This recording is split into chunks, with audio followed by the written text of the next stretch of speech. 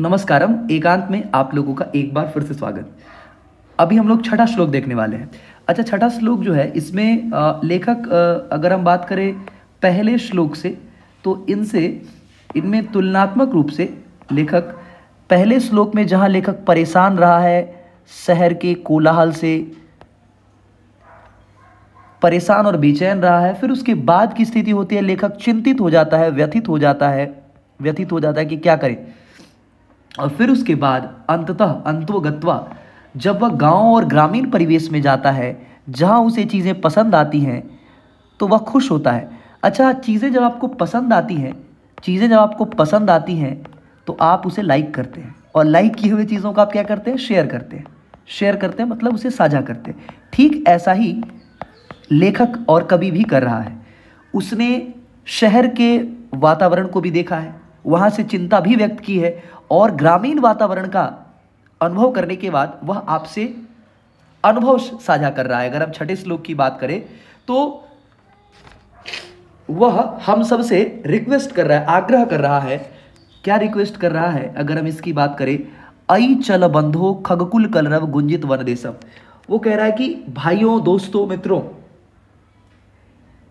चल बंधो खगकुल कलरव, जो पक्षियों की आवाज, शहर में जो हॉर्न की आवाज, भोंपू की आवाज, पों और इस प्रकार का जो शोरगुल है, इसे छोड़ करके पक्षियों की चहचहाट, गांव में आने वाले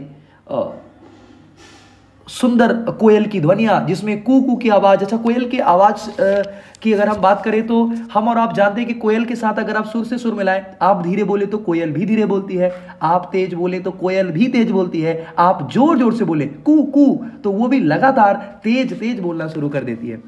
तो ये जो मनोहर और सुंदर वातावरण अनुभव किया है लेखक ने, वही हम सब के साथ वह साझा कर रहा है कि अब चलो, उस चूंकि शहरी वातावरण को भी देख चुका है वह, और ग्रामीण वातावरण में उसे बहुत अच्छा लग रहा है। तो वो कह रहा है कि शहर का जो चाक चिक्क जालम है, चाहे शहर का जो चकाचौंध है, कहीं ऐसा न हो कि इसकी कोलाहल से संभ्रमित जनेभ्य धृत सुख संदेशम, इनका जो धैर्य है और धैर्य के सुख के संदेश को हम ये देना चाहते हैं नगर के कोलाहल से परेशान लोगों के, जो नगरी चकाचौंध में फंसे हैं, इनका कहीं रस, इनके जीवन का स्वाद, इनके जीवन का वो मनोरंजन का हरण ना कर ले।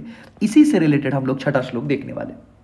अब इसमें प्रश्न का आंसर देते हुए तरीका वही रहने वाला है। हम क्वेश्चन पढ़ेंगे और क्वेश्चन में जो वर्ड आया है किम जीवितम रसम न हरेत, क्या जीवन का रस नहीं हरता। अगर हम बात करें किम जीवितम रसम न हरेत, अगर हम इसकी बात करें क्या जीवन का रस नहीं हरता है, तो इसमें होगा चाक चिक्के जालम। इसका आंसर क्या हो जाएगा, इसका आंसर हो जाएगा चाक चिक्के जालम। ठीक है, इसका आंसर हो जाएगा चाक चिक्के जालम, ये इसका आंसर हो जाएगा। कवि कीदृशम संदेशे दातुम इच्छति, कवि क्या संदेश देना चाहता है, तो कैसा संदेश, देखिए जहां पे संदेश है यही वर्ड इसका आंसर होगा।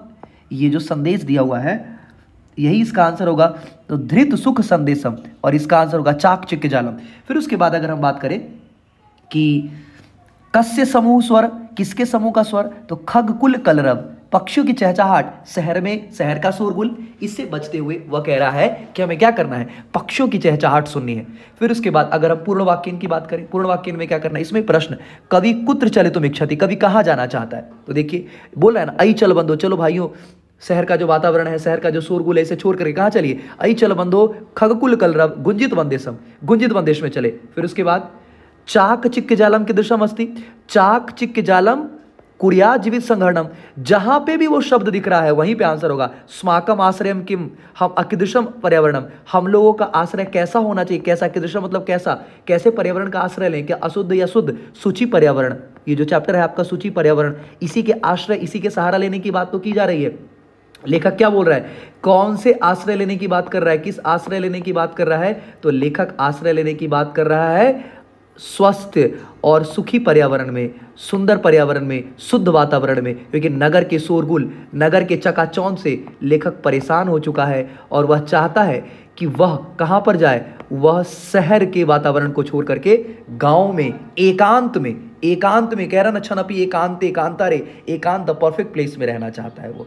ये है आपका छठा श्लोक। अच्छा, इसमें अब कुछ एक तीन प्रश्न और रह गए हैं। जैसे देखिए अई चल बंधो, अगर हम इसकी बात करें, चल बंधो में कर्तृपद क्या है, तो इसमें कर्ता काम करने वाला कौन है, तो इसका काम करने वाला बंधो शब्द आ जाएगा। इसका काम करने वाला शब्द कौन सा है, इसका काम करने वाला शब्द बंधो, यही काम करने वाला शब्द है, कर्ता है। जो काम करने वाला उसी को सब्जेक्ट या कर्ता कहते हैं।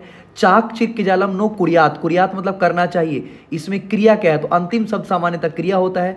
और सुख के लिए, सुख के लिए कौन सा शब्द आया है, तो सुख के लिए अगर हम बात करें तो सुख के लिए यहाँ पर उल्लासः एक शब्द आया है, एक शब्द आया है उल्लासः। सुख के लिए अगर हम पर्यायवाची शब्द की बात करें तो इसका आंसर हो जाएगा उल्लासः। इस प्रकार से आप देखिए जितने भी श्लोक हम देख रहे हैं, श्लोक, यही श्लोक एग्जाम में भी आएंगे आपके, और चैप्टर वाइज हम लोग चैप्टर वाइज क्वेश्चन आंसर कर रहे हैं, तो सेम टू सेम क्वेश्चन आपका दिखेगा। अभी से अगर आप बेहतर तरीके से कर लेंगे तो जो कॉन्सेप्ट है अब की बार 100 पार, ठीक है, जो 100 और शतक लगाने का जो हमारा कॉन्सेप्ट है, ज़्यादा से ज़्यादा लोग सेंचुरी लगाए, उसी कोशिश में हम लोग आगे बढ़ रहे हैं। और इसी तरीके से बाकी के श्लोक, अब एक और श्लोक रह गया, वो जल्दी आप लोगों को मिल जाएगा। तब तक इन सभी को कंप्लीट कर लीजिए, अच्छे से रिवाइज करिए, ख्याल रखिए अपना और अपनी जिम्मेवारियों का।